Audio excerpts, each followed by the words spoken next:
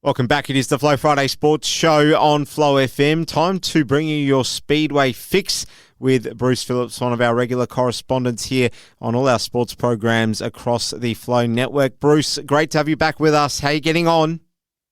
Yeah, not bad, mate. Great to be back. And we've been doing this Speedway for about 3 years, and it's just really great that we can give a bit of radio, outreach there for the Speedway, because it is a sport that doesn't get a real lot of coverage on the good old box. But look, it's great to be here, and a week just goes so quick. But see, around the grounds of Speedway or around the tracks, whichever way you want to look at it, gee, it's had a real rough old season, hasn't it, with heat outs and rain outs, and Murray Bridge had a cancellation with not enough nominations here a few weeks ago.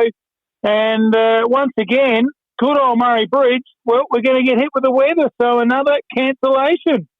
Yeah, it's just bonkers, Bruce. Lots going on, and unfortunately some of those tangibles just out of our control, obviously. But let's take a look at the heats from last weekend. We'll go to Latrobe first, Bruce. What went on? Yeah, down there at Latrobe in Tasmania, it was the Christmas Spectacular.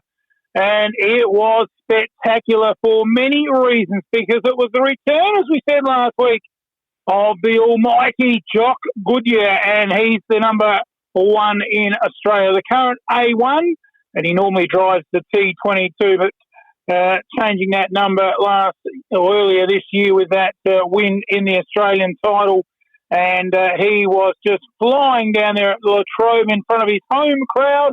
And he got the chocolates over Jamie Bricknell. And he was one of the ones I tipped last week that would be right on the heels of Goodyear. And Jack Crossan came in third.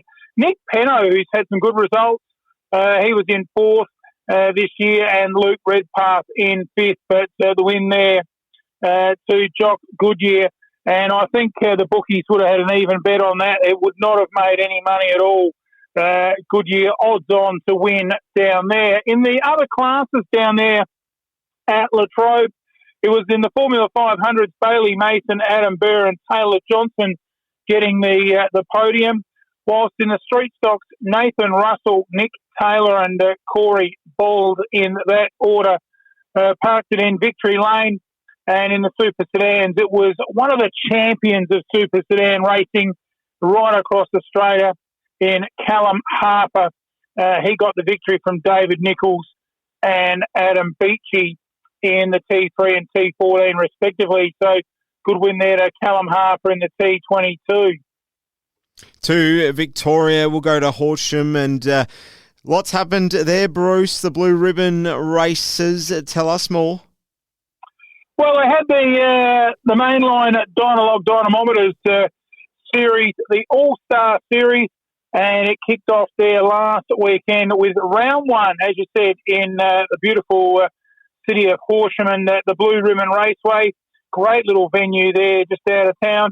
And it was Chris Solomon in the V11 getting the victory from Rusty Hickman in the V40 and Brendan Quinn in the S14, one of our South Australian drivers that went over there flying the flag.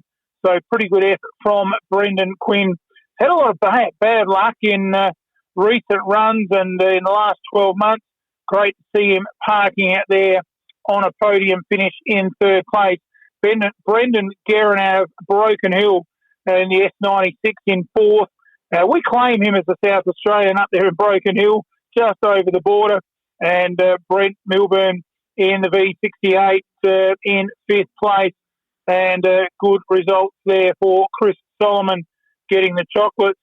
In the other races over there at Blue Ribbon, the support class, in the modified sedans, Lachlan Fitzpatrick in the BGO 11, he got the chocolates with a checkered flag. Daniel Simpson got in second place in the HO 33, and Tristan McGraw got the third place on the podium. In the FSA production sedans, it was Peter Dowling from John Molly Calderwood and, of course, Colby Hammond in third place there to wrap up Blue Ribbon Raceway, and a good weekend of racing over there at Horsham. No doubt, Bruce. Well, let's also go to WA and find out what went on there at the Perth Motorplex. Everyone they were encouraged to go there in orange. So I wonder how this one panned out, Bruce. I don't know about you, Ellis. You might glam up a bit of all right in the old orange, but I don't think the big fella here on this end would glam up too well in the orange. But look, you do it for a good cause, and there was a few patrons that did so. But it was a good night there at the Perth Motorplex with the NT Sprint Car Series Round 3, the WA. It coincided with the WA Sprint Car title, and it was James McFadden returning to the South Australian track, and he took the victory in the W3, the contract-driven car there over in Western Australia. He was driving for Callum Williamson. So good effort there from McFadden, from James Inglis and Jason Kenrick in third place. Just while we're on the Callum Williamson there, he's back this weekend racing, so great to see Callum back amongst the racing. Just had a little bit of a sickness there that put him out last week. So great to see he's had a speedy recovery. The support class over there in Perth, it was the wingless with Blake Iwano, just too good from Brendan Wedge and Darren Humphrey. And in the speed cars, it was Logan Sevic, the USA driver in the USA 38, getting the win from Michael Pickens in the New Zealand 4. Great to see these two blokes over there running their cars in this speed car event. And Tom Payette, the Western Australian, in third place. In the late models, it was Brent Vosbergen from Jason Oldfield and Warren Oldfield. Almost a three-way win there to the Oldfields, but Brent Vosbergen in the A1, the Australia 1 late model driver, getting the podium position there. And the chocolates, but a good weekend of racing over there. Had a look on the Clay per view and watched this online, and it really was a great night's racing. Jason Pride, our local sprint car photography, we do a bit of work there for Pridey in the media, and Pridey was running about fifth most of the race, just lost a couple of spots in the last two laps. So great to see Jason Pride really improving over there, but it was always going to be, I think, James McFadden getting the job done. So that wraps up last weekend, mate. There we have it, Bruce. Well, let's take a look ahead at this weekend's action. We hope it's all going to happen. We've already seen one race become victim to the weather predictions. But let's go first to Toowoomba. How do you think this one's all going to go, Bruce? Well, hopefully they get some racing up there because they've had precipitation problems too, but looks a big night of racing up there, and they've got 40 cars nominated for the High-Tech Oils Toowoomba Speedway Saturday, December 9, the USC night, and it should be an absolute brilliant night there. Round 3, 40 nominations on the books, and see some good names nominated to the likes of Lockie McHugh, and you throw in Luke Oldfield, and Randy Morgan's going all right, and other blokes like Brent Kratzman. Should be a good night of racing up there with all the Queensland drivers, and not seeing our man going up there from Portland. Used to be in South Australia, Brock Hallett in the Q5. He doesn't seem to be listed there. So, it should be a good night's racing up there. 40 cars, and Lockie McHugh would probably be odds on there to get the chocolates on the night. Turning to the Round 2 series of the mainline Dynalog dynamometers. Now, I had a little competition with you last week. I was trying to put you under the bus there, didn't I, Ellis, with how good are you at saying that really quick? Yes, you did. Mainline Dynalog dynamometers. Oh, it's a pretty tough name to say when you probably had a couple of frothies on the hill too. But I'm never a victim of that. Mainline Dynalog dynamometers All-Star Series Round 2. And they head to the beautiful Mildura Speedway. Now, for those not aware, the Mildura Speedway have spent probably over $1 million there. They've refurbished it all. They've put brand new walls up, brand new catch vents, and of course upgraded all the lighting. It is state-of-the-art facility. They've used it once. I think this will be their first time using it with sprint cars. So, look, this should be a magnificent night under absolute state-of-the-art conditions and facilities, and they're really excited. They tell me up there at Mildura for this one. Let's have a look at the nominations. There's 20 cars currently nominated. Now, it will be interesting because Murray Bridge has, in fact, pulled the pin with their racing early this afternoon. So, earlier this afternoon with this rain predicted for Saturday.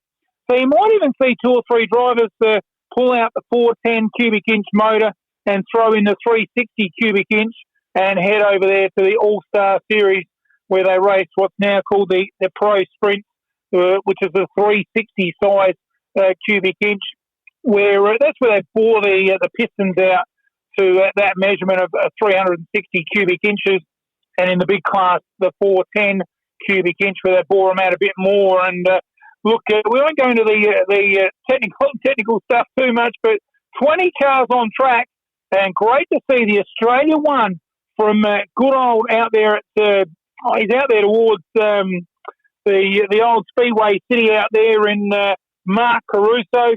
So great to see him nominated there out there on the Port Wakefield Road near the old Speedway City. What is it out there? I just can't put a name to it. In the A1, so he's nominated to go over there.